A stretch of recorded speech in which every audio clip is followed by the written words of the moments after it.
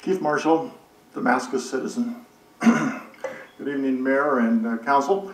Tonight I wish to describe the incident involving the theft of Jim DeYoung's signs last Friday. Today, on Monday, Jim DeYoung filed a police report citing Mayor Spinnett and Bill Ware for trespassing on private property and stealing 2 large signs and 6 smaller signs. These 8 signs belong to Jim DeYoung, and he and I had put them up on the property owned by Mr. Pickett with Mr. Pickett's permission at the corner of Chitwood and 212. We did this Thursday, October 11th.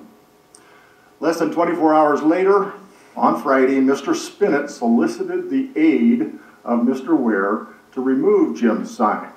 Mr. Ware removed the signs and delivered them to City Hall, where he declared that he was acting on behalf of Mr. Spinnett. Shortly after 5 p.m., Jim and his wife retrieved the signs from City Hall.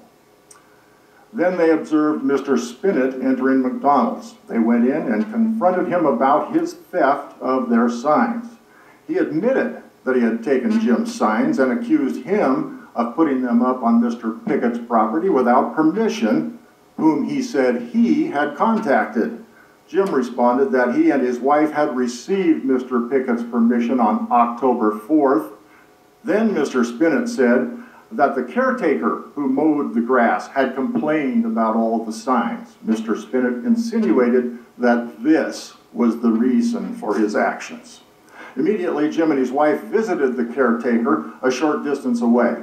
He informed them that he did not know about Jim's signs at all. He had just arrived from Madras at noon on Friday, and that he had nothing to do with the theft of Jim's signs. He said he did not like any signs there, which include the mayor's and others, since they were impeding his mowing.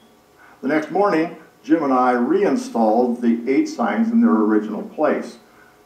What shall we make of the behavior of Mr. Spinnett and Mr. Ware, as described above?